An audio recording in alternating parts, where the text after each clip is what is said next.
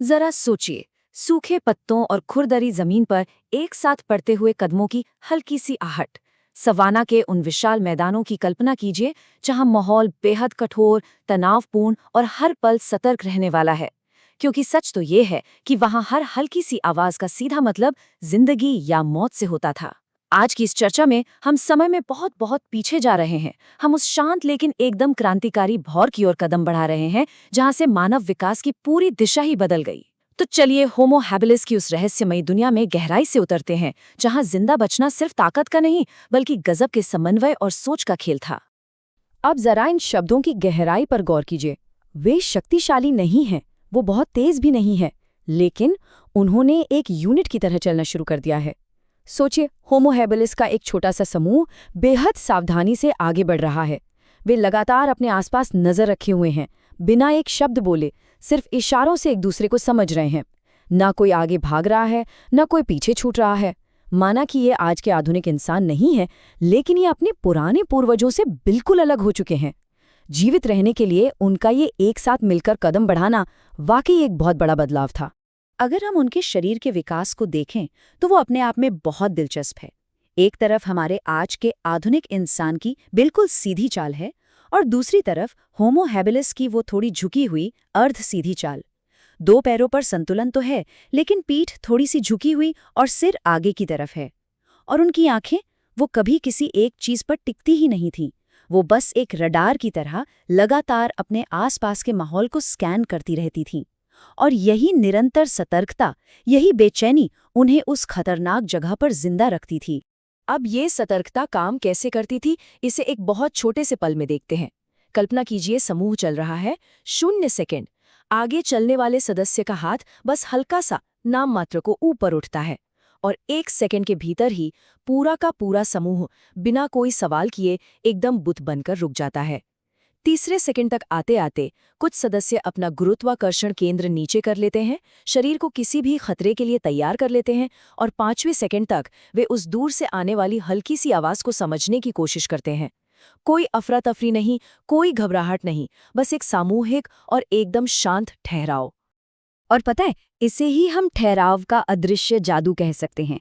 जब वो रुकते हैं तो ऐसा लगता है जैसे कुछ पलों के लिए समय ही थम गया हो। कोई हिलता डुलता नहीं, कोई फालतू आवाज नहीं।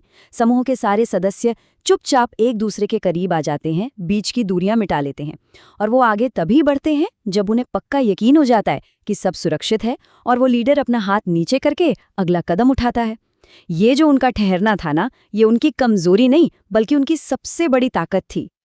सिर्फ शिकारियों से बचना ही तो सब कुछ नहीं था।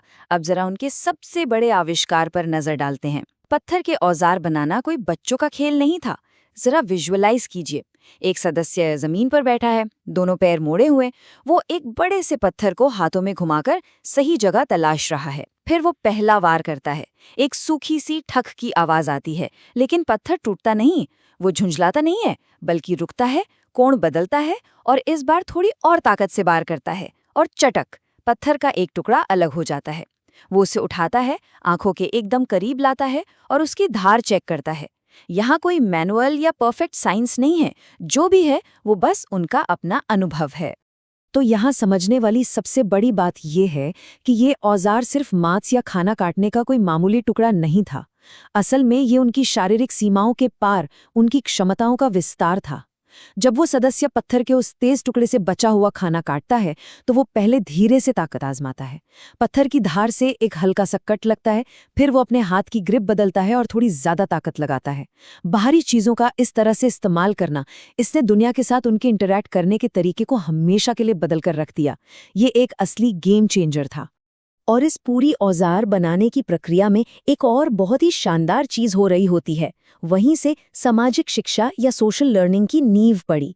कोई किसी को बैठकर लेक्चर नहीं दे रहा है, कोई भाषा नहीं है, लेकिन समूह का एक युवा सदस्य चुपचाप पीछे खड़ा है और पूरी एकाग्रता से इस प्रक्रिया को देख रहा है। फिर वो खुद भी कोशिश करता है, पत्थर उसके हाथ से फिसलता है, वो दोबारा कोशिश करता है। उसे कोई सुधारने नहीं आता, लेकिन बार बार की गई इन्हीं कोशिशों और गलतियों से वो सही पैटर्न पकड़ लेता है। बस देखना और करना, यही उनकी सबसे पहली शिक्षा प्रणाली थी। अब अगर हम उनके रहन सहन की बात करें तो शुरुआती अनुकूलन की सच्चाई अक्सर बहुत ही बेढंगी होती थी।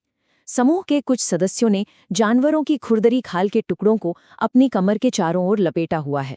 ना कोई फिक्स डिजाइन, ना कोई नाप। चलते चलते वो खाल अक्सर खिसक जाती है और उन्हें बीच में रुककर उसे वापस खींचकर ठीक करना पड़ता है।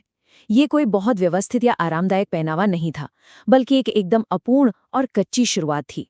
तो आप सोच रहे होंगे कि अगर इतनी ही झंझट थी तो वो इसे पहनते ही क्यों थे। इसके व्यावहारिक फायदे बहुत पक्के थे। चमड़े का वो टुकड़ा उन्हें खुरदुरी और चुभने वाली जमीन से बचाता था। जब वो बैठते थे तो नंगी जमीन की तुलना में ये उन्हें अलग स्तर का आराम और थोड़ी गर्माहट देता था। और जब ये खाल अच्छे से कसी होती थी तो चलने फिरने में एक तरह की स्थिरता आती थी। जिस सदस्य की खाल बार बार नहीं गिरती उसे कम रुकना पड़ता था। ये छोटी सी बात लंबे समय में बहुत सारी ऊर्जा बचाती थी, जो जिंदा रहने के लिए एक बहुत बड़ा प्लस पॉइंट था। और ये जो चीज़ है ना, ये लगातार प्रयोग करने से होने वाले नवाचार का एकदम बेहतरीन उदाहरण है। सोचिए, एक युवा सदस्य जमीन पर पड़ा चमड़े का एक टुकड़ा उठाता है।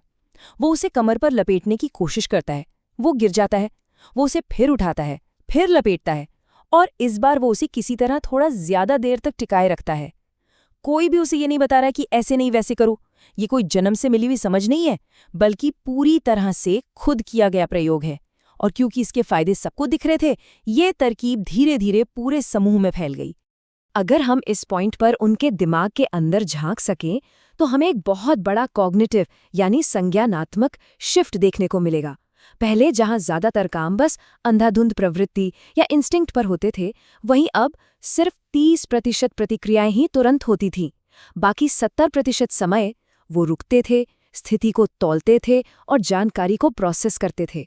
उनकी आंखों की हर हरकत का एक खास मकसद होता था। किसी भी नई आवाज को वो अपनी पुरानी यादों से मिलाते थे। एक्शन लेने से पहले रुककर सोचने की ये जो क्षमता थी ना, ये मानव इतिहास में एक बहुत बड़ी संज्ञानात्मक छलांग थी। सोचने और समझने की इस नई क्षमता ने उनके समूह में एक एकदम नई सामाजिक व्यवस्था को भी जन्म दिया। जरा इन अघोषित भूमिकाओं को देखिए। जब समूह आगे बढ़ता है तो कोई एक सदस्य एकदम स्वाभाविक रूप से थोड़ा किनारे होकर चलने लगता है, बिल्कुल एक प्रहरी या लुकआउट की तरह। किसी ने कोई मीटिंग करके ये ड्यूटी नहीं बांटी है, बस ये अपने आप तय हो जाता है। और जब कोई खतरा महसूस होता है तो वो कोई लंबी चौड़ी आवाजें निकालकर शोर नहीं मचाते, बस गले से एक छोटी सी बेहद खास ध्वनि निकलती है, जिसका एकमात्र मकसद चेतावनी देना है, और पूरा का पूरा समूह तुरंत चौकन्ना होकर रुक जाता है। सच कहूं तो उनका ये समन्वय या तालमेल ही जिंदा रहने का उनका सबसे बड़ा और असली हथियार था। जब उन्हें कोई खाना मिलता था तो वहां कोई अंधी लूट नहीं मचती थी। जो ज्यादा ताकतवर सदस्य थे वो पहले आगे बढ़कर खतरे की जांच करते थे, जबकि बाकी लोग एक सुरक्षित दूरी बनाए रखते थे। जब ये साफ हो जाता था कि कोई खतरा नहीं है, तभी पूरा समूह एक साथ आगे बढ़ता था। यहाँ तक कि सबसे कमजोर सदस्यों को भी उनका हिस्सा मिलता था। इसलिए नहीं कि कोई उन्हें परोस कर दे रहा था, बल्कि इसलिए क्योंकि उन्हें समूह से अलग नहीं किया जाता था। उनकी ये एकजुटता किसी भी तरह की शारीरिक ताकत से कहीं ज्यादा दमदार थी। अब जैसे जैसे हम अपने इस विश्लेषण के अंत की ओर बढ़ रहे हैं, एक बहुत ही गहरा सवाल जहन में आता है। क्या आज के आधुनिक मानव जीवन की ये जो इतनी जटिल संरचनाएं हैं, वो इन्हीं प्राचीन शांत दिनचर्याओं की गूंज मात्र है? होमो हैबिलिस को शायद उस वक्त अंदाजा भी नहीं था कि वो क्या कर रहे हैं, लेकिन बिना बोले एक दूसरे को समझना, वे साधारण से पत्थर के औजार और एक दूसरे को देखकर सीखने की वो जबरदस्त आदत, इन्हीं सब छोटे छोटे कदमों ने भविष्य की एक बहुत ही मजबूत नींव रखी। एक ऐसी नींव जिसने हमारी आज की बुद्धिमत्ता और इंसानियत का रास्ता साफ किया। और इसी के साथ हम अपने पूर्वजों की उस मूक लेकिन बेहद शानदार विकास यात्रा की इस चर्चा को यहीं समाप्त करते हैं। अगर इस पूरे विश्लेषण से आपको हमारे शुरुआती पूर्वजों के संघर्षों और उनके जीवन को देखने का एक नया और रोचक नजरिया मिला हो, तो please like, share and subscribe. आपके समर्थन से ही हम आगे भी ऐसे ही ज्ञानवर्धक और दिलचस्प विषय आपके लिए लाते रहेंगे। हमारे साथ जुड़ने के लिए